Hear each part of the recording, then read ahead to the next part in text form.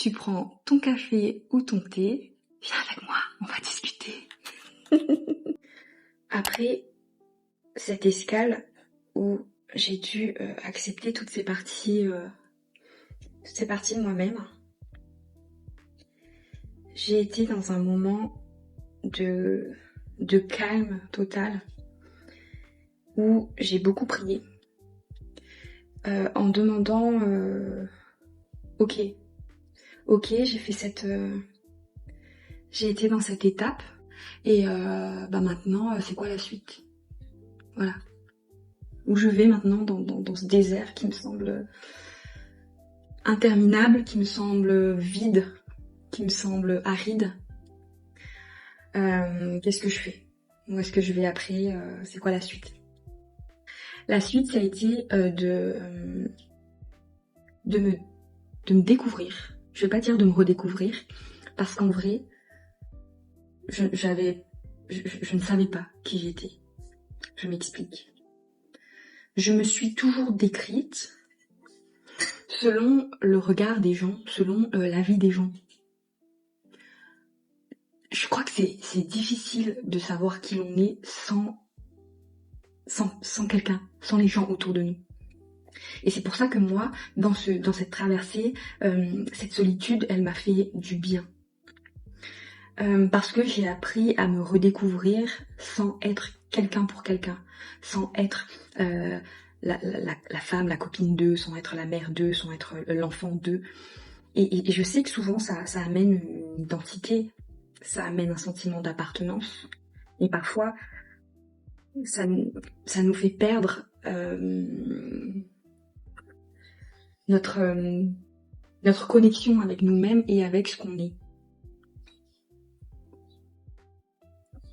Quand je travaillais avec les jeunes, dans le domaine de l'insertion, de la réinsertion, il y a cette question qu'on pose souvent aux jeunes, en leur demandant, mais d'ailleurs, partout, hein, quand on cherche un travail, on me l'a posé à moi. Quelles sont vos 3 qualités et vos 3 défauts? J'ai toujours eu un malaise à répondre à cette question avant. Aujourd'hui, je pense que je serai plus guidée à mieux répondre à ce genre de questionnement.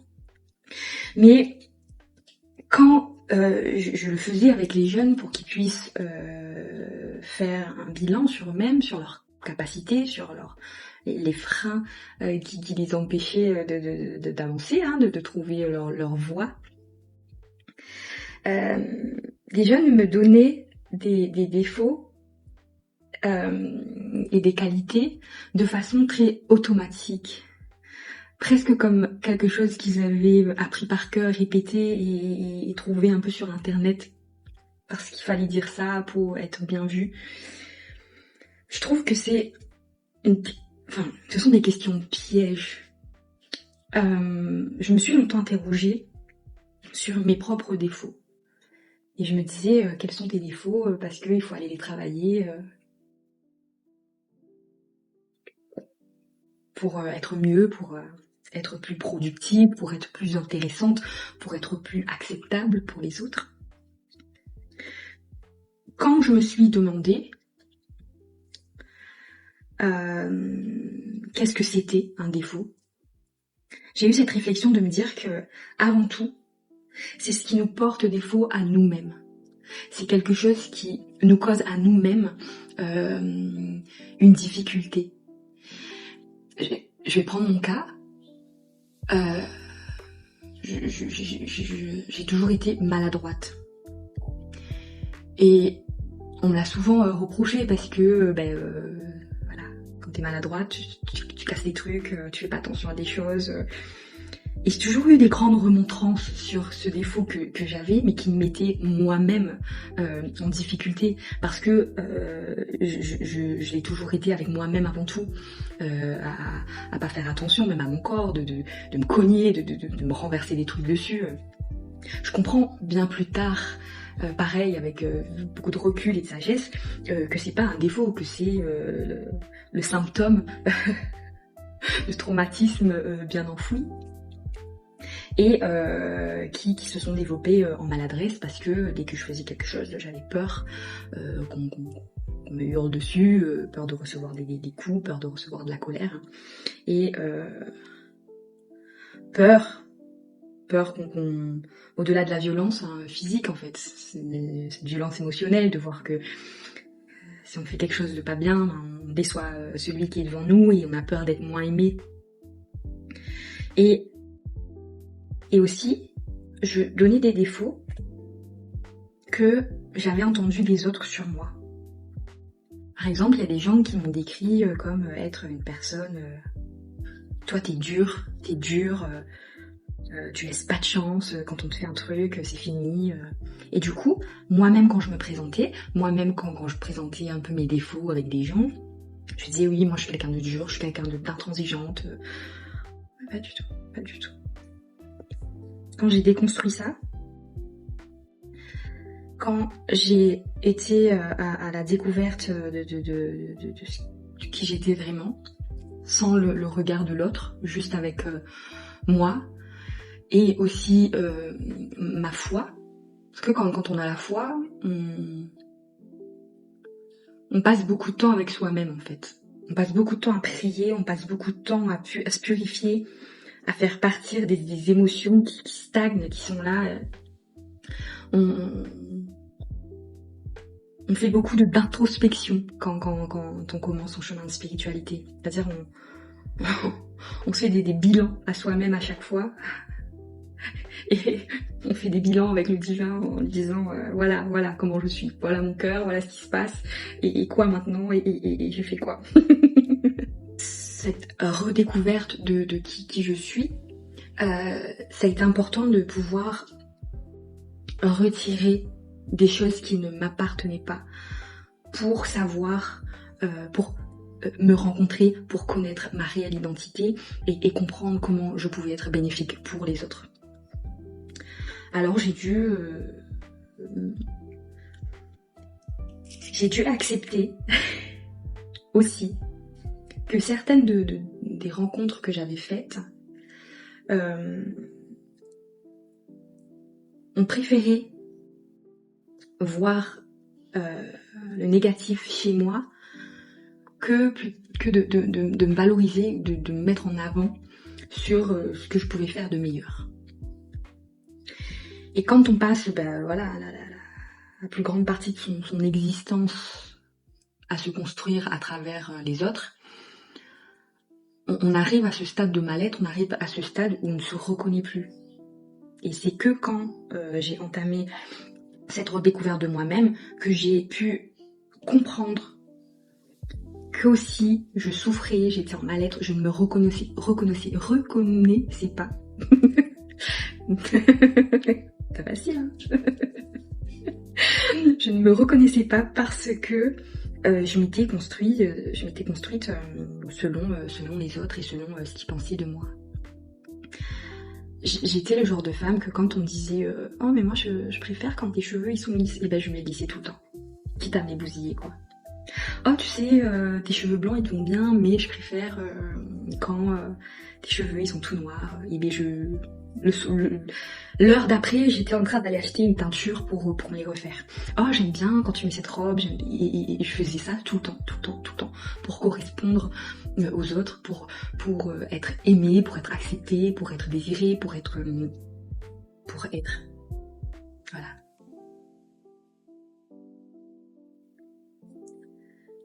Lors de mes grandes méditations, connexions, prières, c'est comme si le divin, à un moment, il me fait comprendre que je ne peux pas avancer dans ma vie, que je ne peux pas être bien, que je ne peux pas être heureuse si je passe mon temps à vouloir correspondre à ce que les autres veulent, ce que les autres attendent de moi.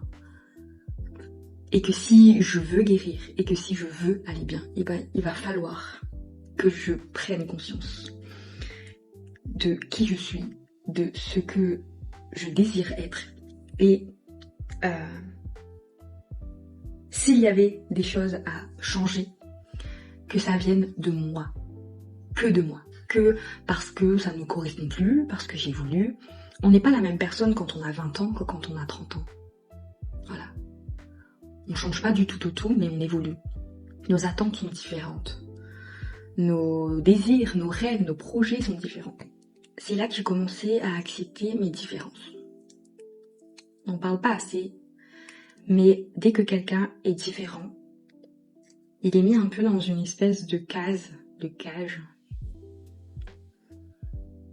où on le laissera très peu expliquer sa différence. On essaiera plutôt de ne pas l'inclure avec la raison, le prétexte de dire ouais mais cette personne elle est trop différente, elle est trop spéciale, donc c'est un peu compliqué. Dans mon parcours d'éducatrice spécialisée, j'ai travaillé avec des jeunes, pareil, des enfants atteints de troubles mentaux et de troubles autistiques. Plein de fois, on faisait des sorties avec eux. Et moi, j'ai toujours prôné le fait que l'art, quelle que soit la forme, dans les musées, la musique, les concerts, tout type d'art, la culture, elle doit être accessible à tous. Il y a pas de public. Quand j'avais amené un groupe visiter dans un musée, on est arrivé dans ce musée et j'ai eu des gens en face de moi qui m'ont dit que c'était pas possible de visiter ce musée à l'heure où on était là parce que le public était trop spécifique et qui devait être encadré, qui devait être il devait être préparé à recevoir ces personnes-là. J'ai trouvé ça tellement bousculant, j'ai trouvé ça tellement brutal. C'est dans ces moments-là où j'ai compris que ce qui était la vraie forme de rejet face à quelqu'un qui est différent. Et quand j'ai réentamé ce travail intérieur, quand je suis arrivée à cette escale-là, et que je me suis confrontée moi à ma différence, j'ai revu ces scènes-là, j'ai revu ces expériences de rejet auxquelles j'avais assisté, en étant parfois démunie, en étant mis sous le fait de comprendre que ça existait, ces formes de rejet. Et j'ai compris à ce moment-là que j'avais et j'allais encore devoir affronter ça, le rejet.